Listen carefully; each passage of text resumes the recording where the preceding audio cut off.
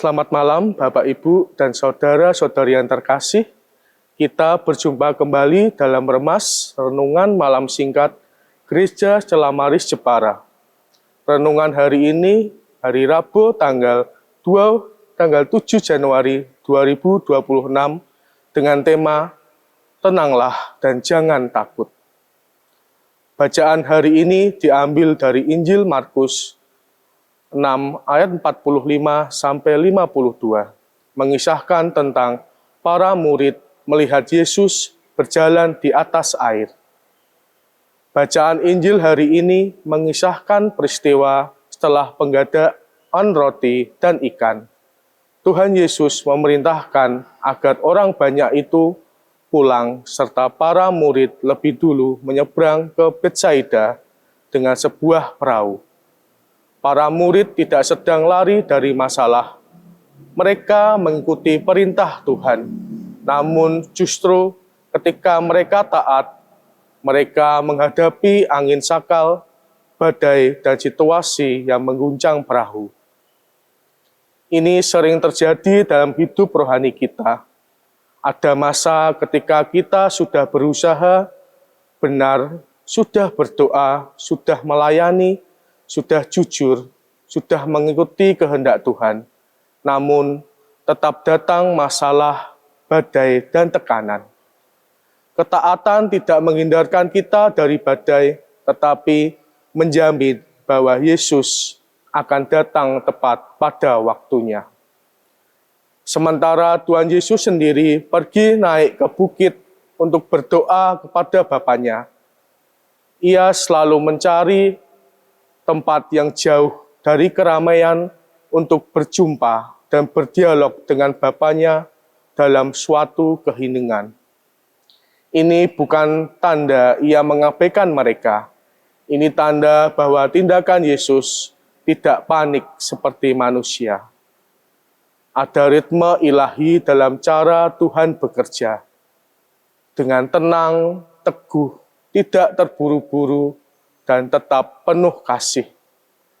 Begitu pula dalam hidup kita, Ia sedang bekerja, sedang melihat, sedang berdoa bagi kita, bahkan ketika kita tidak melihatnya. Tuhan Yesus melihat lebih jauh yang kita kira. Seringkali kita merasa Tuhan tidak peka terhadap pergumulan kita. Padahal Ia melihat lebih cepat dan lebih dalam daripada yang kita sadari. Dan itulah awal dari seluruh mukjizat yang terjadi pada bacaan Injil hari ini. Hadirnya Yesus tidak bisa kita bayangkan, tidak sesuai ekspektasi dan waktu kita. Yesus kadang datang dengan cara lembut tetapi penuh kuasa. Namun pada awalnya para murid tidak mengenali Yesus. Malah mereka berpikir, Ia hantu dan mereka menjadi takut. Itulah kenyataan iman kita. Ketika kita sedang tertekan, kita bisa salah mengartikan kehadiran Tuhan. Apa yang sebenarnya pertolongan, malah kita lihat sebagai ancaman. Apa yang sebenarnya jawaban, malah kita anggap masalah.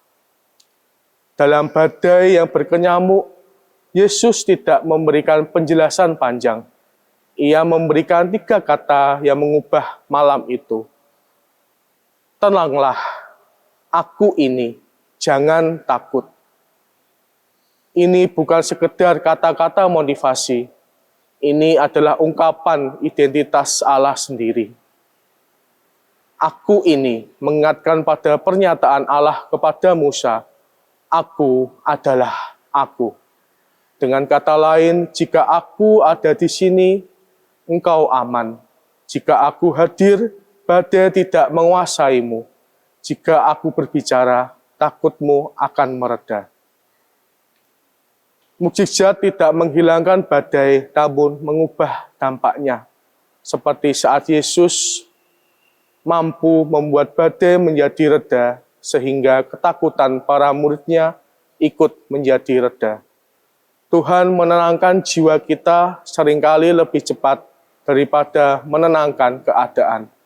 Tuhan tidak selalu menyingkirkan masalah, tetapi selalu menyediakan damai agar kita mampu bertahan. Bagian akhir Injil berkata, sebab mereka belum mengerti tentang roti itu, karena hati mereka telah menebal. Apa hubungannya antara badai dan roti? Mukjizat penggandaan roti baru saja terjadi hari sebelumnya. Mereka sudah melihat kuasa Yesus, sudah menyaksikan berlipatnya mukjizat Yesus, tetapi tetap panik ketika badai datang. Ini terjadi juga pada kita. Kita memiliki begitu banyak kisah penyertaan Tuhan, tetapi mudah lupa ketika badai baru muncul. Maka renungan hari ini mengajak kita untuk mengingat kembali kebaikan Tuhan sebagai dasar iman saat menghadapi badai berikutnya. Amin.